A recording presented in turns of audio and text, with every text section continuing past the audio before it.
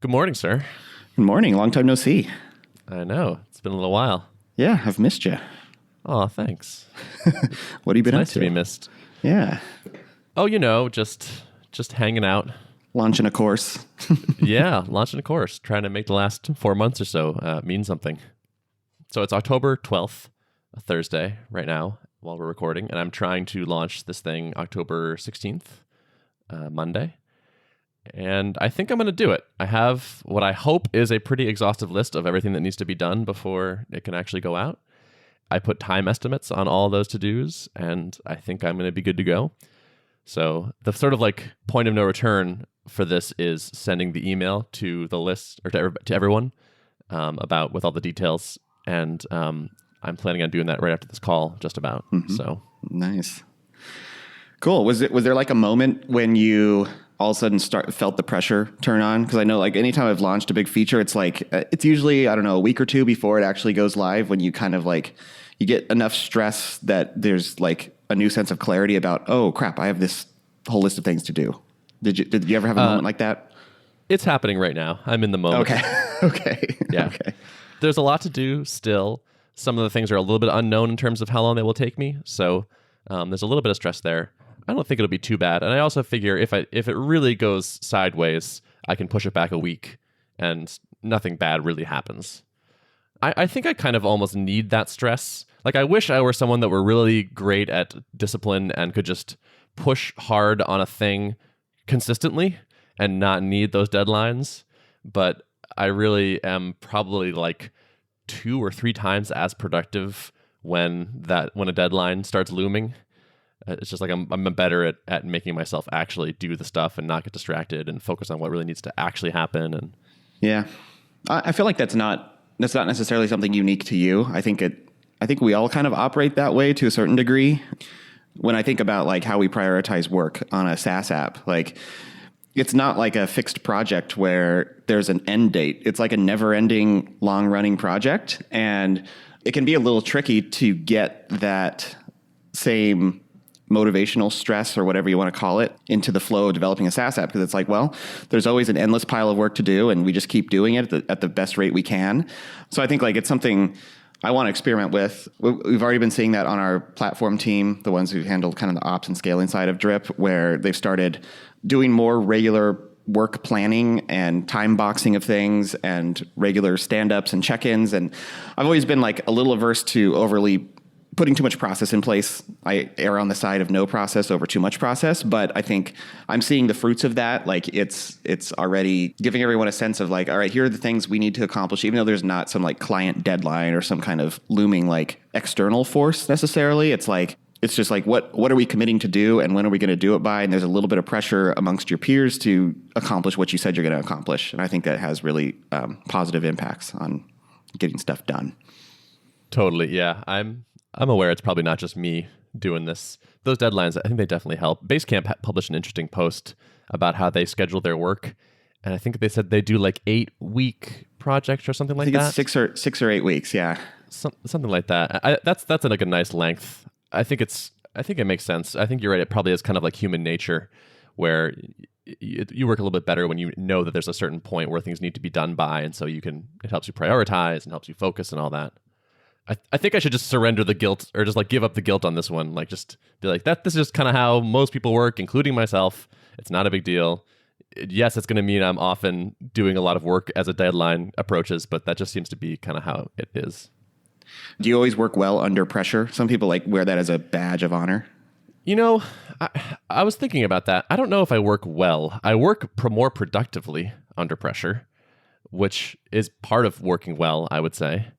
My guess is my best work doesn't come when I'm stressed by a deadline, but the volume of work is so much higher when the deadline is there that it might be close to best. So I'm not sure. Stepping back a bit, I have a story.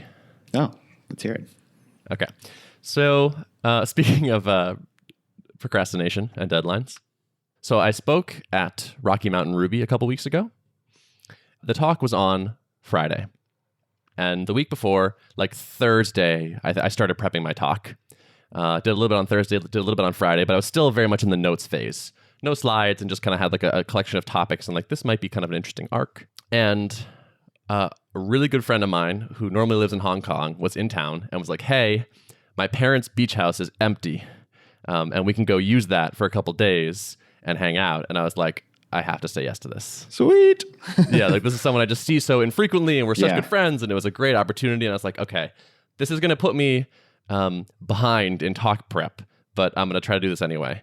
And so I ended up going to his beach house, and we were there like Monday through Thursday morning, which was a lot. That was aggressive. And the conference was when? The talk was on Friday. Okay. So I was flying out Thursday night and speaking Friday afternoon. I was like, I'll bring my laptop and I'll get some work done while I'm at the beach house. And I did some of that. And they didn't have Wi-Fi working, so I was just working locally. I made a little bit of progress, but there still was actually a good amount to do. But I was like, okay, this is normally much tighter than I would cut it. But I have some notes. I've already started, and I have a 4.5-hour flight from Boston to Denver. And then I'll land, and I'll have that evening, and I don't speak until 4 the next day, so I can probably squeeze in the last-minute stuff in the morning. This is not ideal. I normally want to be done earlier than this. But I was like, I think I can make this work. And so Thursday evening rolls around, and I'm at the airport, left my friend behind, and I'm like, okay, I'm going to start at the airport, and then I'm going to work on the flight. And so I open up my laptop, and it's dead. No. And I plug it in. I'm like, oh, I just need to charge it a little bit. And I charge it for a while, and it's still dead. And it's actually like totally will not respond to anything. I did like the SMC reset. I did all these like different Mac reset tricks. Nothing made anything work. It was just completely unresponsive. And so I was like, wow, I'm now a little screwed, kind of, because now I can't work on the talk on the flight, really, or when I land. And I guess I'm going to go first thing in the morning and buy a new laptop and try to write my talk. And because there was no Wi-Fi at the house, I was working on the talk locally. And that work is now also gone. Oh, no. Yeah. So I was like, wow, this is a whole new level of late to the party. Oh, my gosh. The old dog ate my laptop routine. Exactly. And so I was like trying to like write notes and slide ideas on my phone on the plane, and that was just like kind of a miserable experience. And so I only got a little bit of that done and landed and was like, wow, this is really stressful. And so I contacted the conference organizers, and I was like, hey, just so you know, here's what's going on. I probably will be late to the conference because of this reason. And they were like, oh, if you need to borrow a laptop, we can give you a loaner. And I was like, actually, that's let's do that. So I met them like the next morning at like 9 a.m., grabbed a laptop, went back to my room and created a talk almost from scratch, rehearsed it, and then gave it at 4 o'clock. Wow. How'd it go? It actually went pretty well. You're an old pro. It definitely helps that I've done this a bunch of times. I think it turned out pretty well. The topic was well received, and I was reasonably happy with it. And I have a pretty high bar for myself, so if I thought it was good, it was probably okay. So I pulled it off, but it was like basically the maximum amount of stress possible. Whereas like I was like a little bit stressed about it at a low level the whole week at the beach, and then the stress increased, and then it like massively increased when I realized I didn't have the laptop to work on.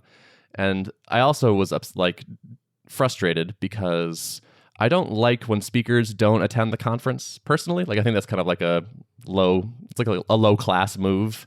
Yeah. I think part of the being invited is like being there and talking to people and experiencing it. Yep. And so I missed a bunch of the talks, which was really frustrating. Yeah. I felt guilty. So it was super not ideal. But in the end, there was no like disaster where it like, the talk bombed. Yeah. Huh. Well, I'm glad it was a happy ending. That sounds crazy stressful, man. Oof. Yeah. It was not ideal. So the week after, I spoke at Southeast Ruby in Nashville and gave the same talk. And it was like such a night and day contrast where it was like, I know everything is already done and ready, and I can rehearse this once and then walk out on stage. And it was like, man, what a difference.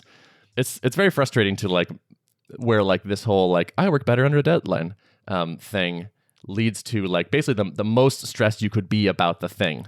Like you never get that window of like, oh, the talk is done now. Now I can relax. It's just like stress, stress, stress, stress, stress. Then the talk happens. Yeah.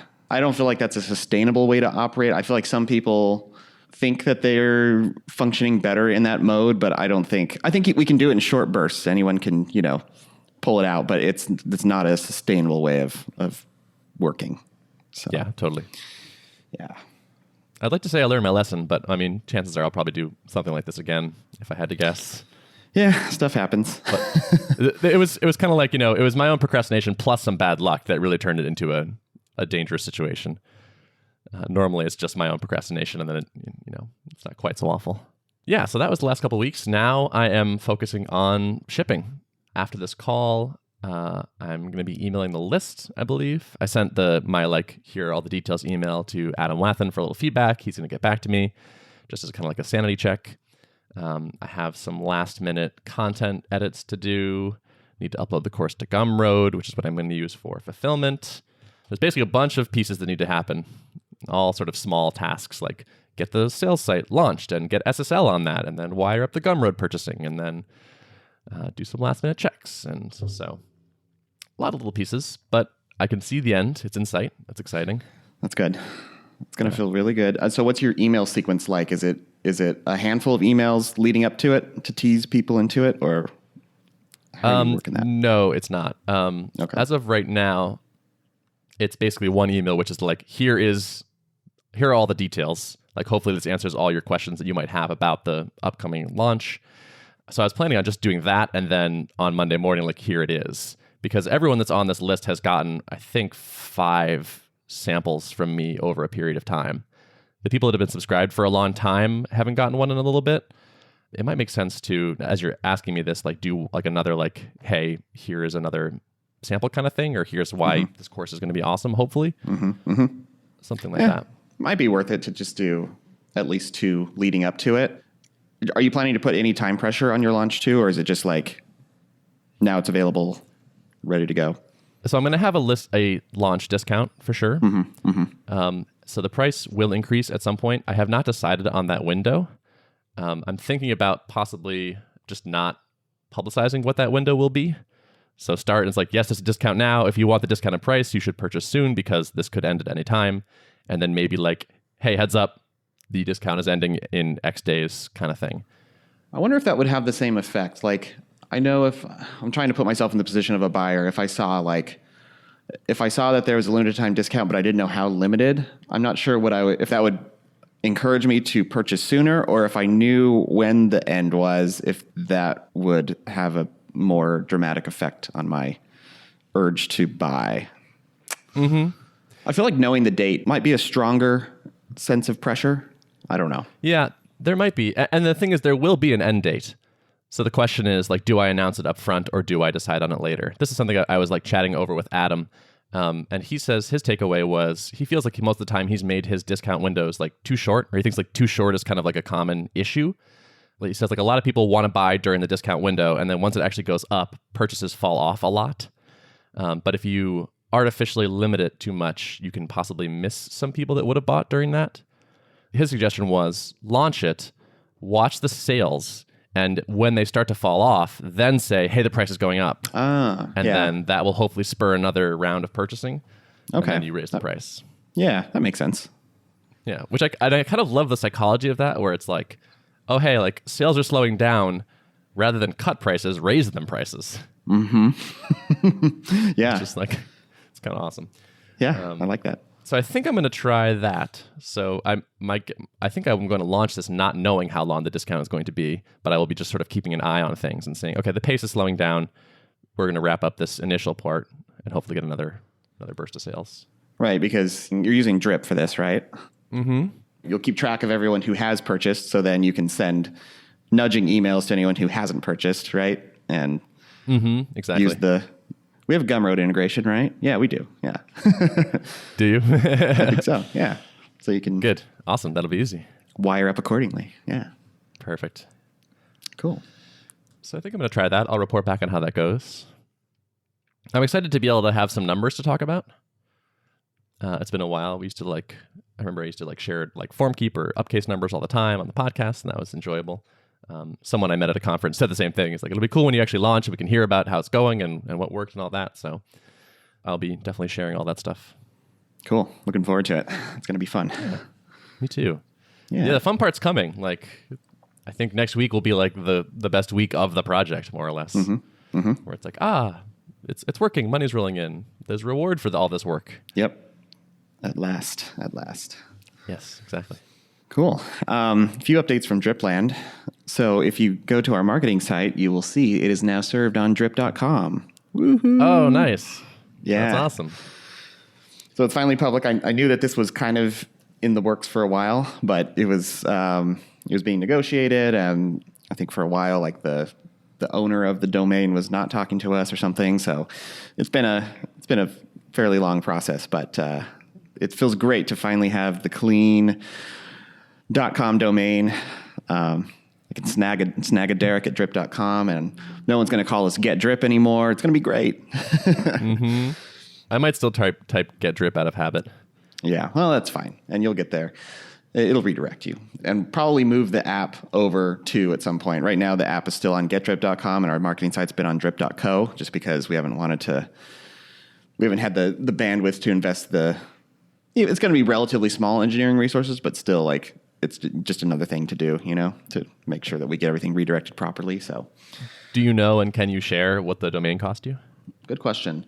I don't know if I can share that, but it was in the six figures, I'll say. Okay. So, yeah, it was not. Sounds about right for a .com of that nature. Yeah.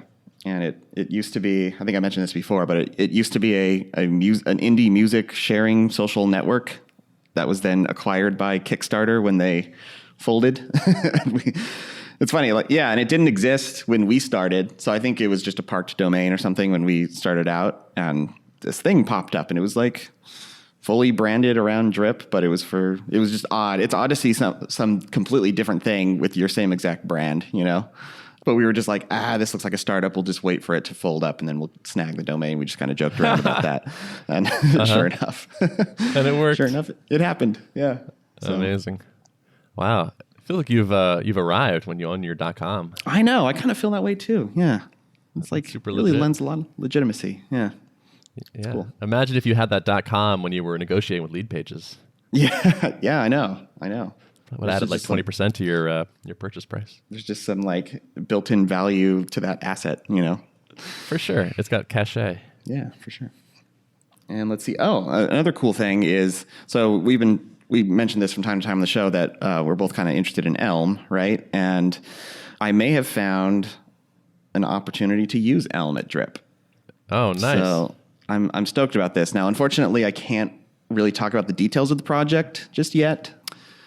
Actually, I caught your most recent episode with Avdi. It was a good one, the last episode, where he was kind of talking about like the value of not writing code whenever possible. And that's kind of an approach we've been taking with this particular project. We've been looking around to see if we can find off-the-shelf solutions that would satisfy the need without us having to build our own thing. Putting in our due diligence on that, spending a few months kind of looking around at options and vetting them out and testing them out and seeing if they would fully satisfy our requirements. And that's basically turned up dry. So now I can say it's a project that would require some intricate front end interactions. And, as soon as I started thinking about the problem space, I'll admit I get a little excited about the prospect of writing it in Elm. So, cool. Yeah. I haven't watched it yet, but Richard Feldman apparently recently gave a talk at ElmConf about teaching Elm to your coworkers, or to beginners, and introducing it basically. Yeah, I saw that and I bookmarked it. I haven't watched it either, but yeah. Same, yeah. But I keep seeing people saying this was great. This totally changed how I teach people. So yeah, okay. It'd be worth watching before you embark on this. Yeah, totally going to check that out. Oh, I might as well mention it here too, that we recently posted a job posting for a front-end engineer, specifically looking for any Elm experience, if possible, to help work on this project. Yeah. So this is serious. Yeah, it's serious. Yep. Cool. It is definitely in the realm of a high business priority to work on this project. So we look local first. So if you're in the Minneapolis, St. Paul area, please do apply. We'd love to talk to you. At what point do you think you'll be able to talk about what the project is? Probably, I would guess in the next few months. It's something I could talk about. Yeah. Okay. Yeah. It's a long tease. I know. Okay. I hate to tease, but I just was so excited about the Elm part. I had to bring it up. Yeah, no, it's cool. Awesome. Yeah, my talk at Rocky Mountain Ruby and Southeast Ruby was about Elm. Yeah. And was it pretty well received?